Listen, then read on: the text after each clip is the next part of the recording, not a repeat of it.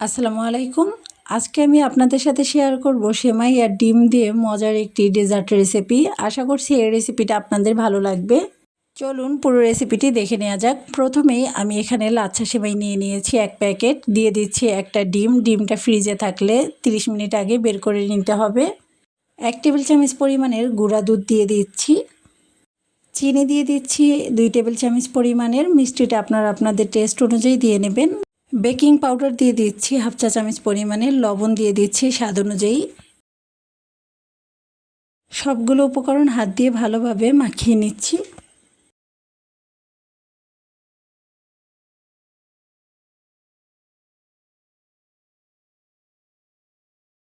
সব কিছু মেখে নিয়েছি। এবার হাতটাকে পরিষ্কার করে নিয়ে হাতে কিছুটা তেল লাগিয়ে আমি সেমাইয়ের মিশ্রণটা হাতের মধ্যে নিয়ে নিচ্ছি।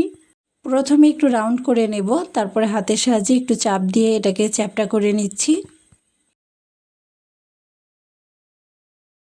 একটা নাস্তা কিন্তু বানানো হয়ে গেছে। এবার আমি সবগুলোই একইভাবে বানিয়ে নিয়েছি। এখন এগুলোকে ভেজে নেব। ভাজার জন্য চুলায় একটা প্যানে পরিমাণ মতো তেল আমি হালকা গরম করে নিয়েছি। এক এক করে সবগুলো দিয়ে দিলাম। এবার চুলার আঁচটা মিডিয়ামে রেখে ভেজে নেব। উল্টে পাল্টে এটাকে লালচে করে ভেজে নিচ্ছি। ভেজে নেওয়া হয়ে গেছে আর দেখতেই পাচ্ছেন এটা কিন্তু কালার চেঞ্জ হয়ে গেছে। এবার তেল ছেঁকে তুলে নেব।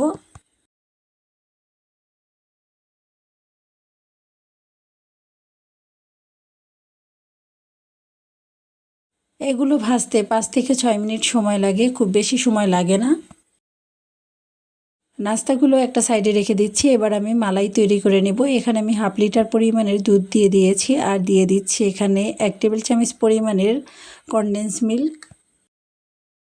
এই মালাইয়ে আমি কোনো রকমের চিনি ব্যবহার করব না। দুধটা যখন হালকা গরম হয়ে গেছে তখন এক এক করে ভেজে রাখা সবগুলো দিয়ে দিলাম।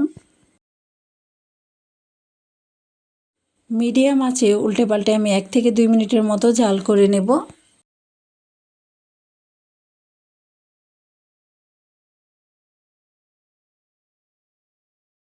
এরই মাঝে কিন্তু মালাইটা অনেক বেশি ঘন হয়ে গেছে। এবার চুলাটা অফ করে আমি নামিয়ে নিচ্ছি।